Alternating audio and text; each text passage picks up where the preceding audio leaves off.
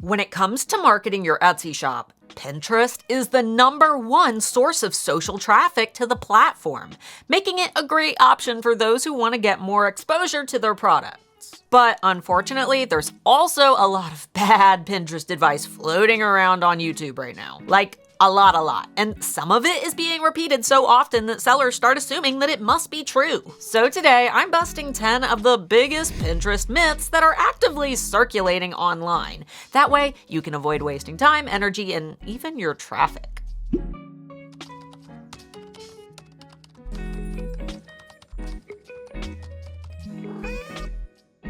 For those who are new here, my name is Starla Moore, founder of the Handmade Alpha Academy for Etsy sellers and manager at erank.com, Etsy's most popular SEO tool. And since Pinterest has become such a hot topic for sellers lately, I figured this would be the perfect time to debunk some of the worst Pinterest advice that's still making its rounds here in 2026. Because Pinterest can be an amazing traffic source for sellers, but only if you stop listening to people who are still teaching strategies from 2018. So let's get into it.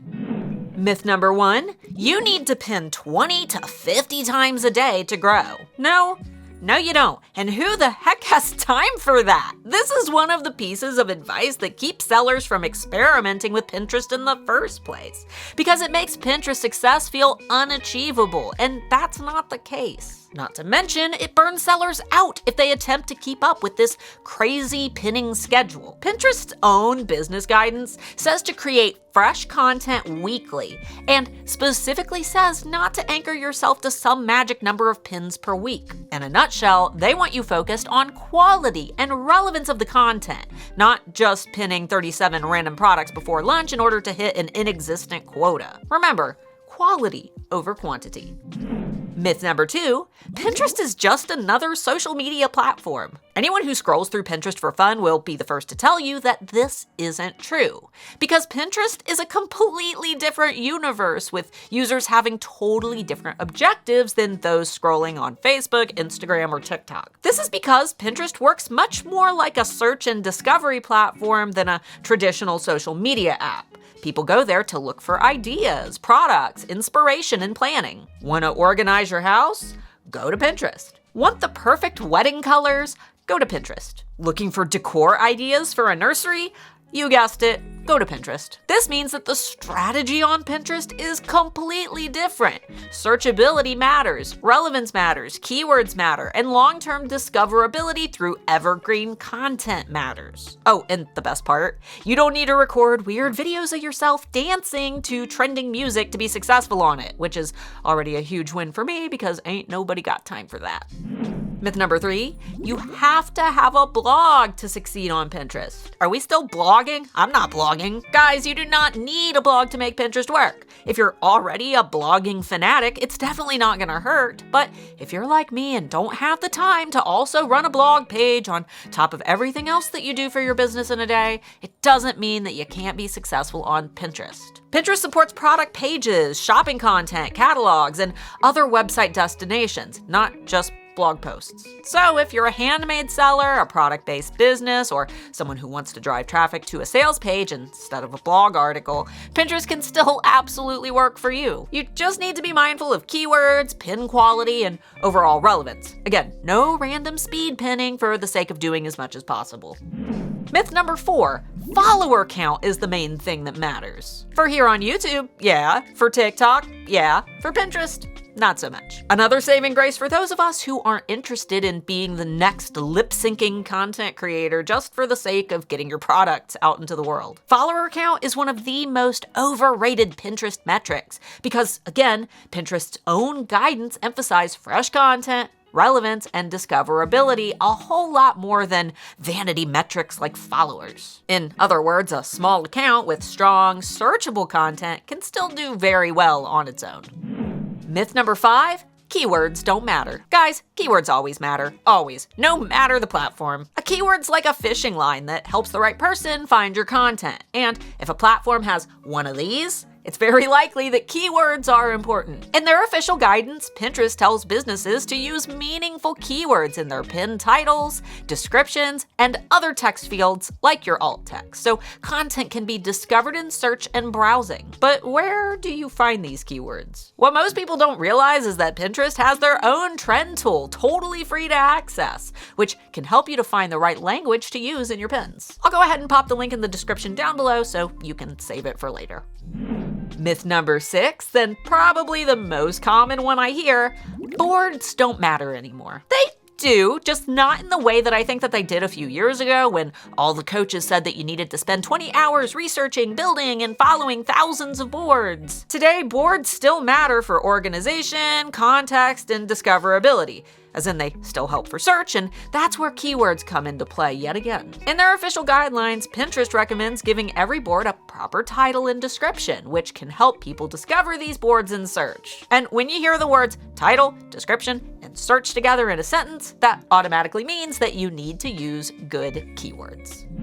Myth number 7, the only metric that matters is outbound clicks. Okay, of course you want clicks, especially as a business. The whole point of marketing is to get people to click the thing that you want them to buy. But clicks aren't the only success metric that you should be looking at. And if you're only focusing on clicks, you may end up giving up before you fully reached your potential. Instead, you also want to look at saves or repins. Pinterest says that when your content is saved, it sends strong signals that your content is resonating, leading it to get shown to more people over time, just like Etsy listings in search. Think of every save as an opportunity for your pin to be seen by even more people, helping to amplify it louder and louder over time. Remember, clicks are great, but saves and repins are like having an unpaid marketing team who circulates your products for you. Myth number 8, you have to create totally new content from scratch every time. Y'all, if this were the case, I'd never pin, because it's a fast track to burning out and giving up. Pinterest has explicitly said that you can repurpose existing assets and use different formats like video, carousels, and collages to keep content fresh without reinventing your whole business every single week. And you can literally do this with free tools like Canva. So don't spend days, weeks, and months reinventing the wheel when you likely have a treasure trove of content that's already at your fingertips. Take what you already have, like product photos, email content, videos, or mock-ups, and rework them into fresh Pinterest content so you can save time and brain energy. Myth number 9, Pinterest is all about photography. Definitely not. Pinterest supports multiple content formats, including image pins, but they also allow video pins. This means that listing videos, or even videos that you may have already posted on platforms like TikTok, can easily be recycled for Pinterest. And Pinterest themselves encourage businesses to use the formats that best fit their content and audience. Remember, platforms evolve over time, which means that as sellers, we need to adapt to those changes.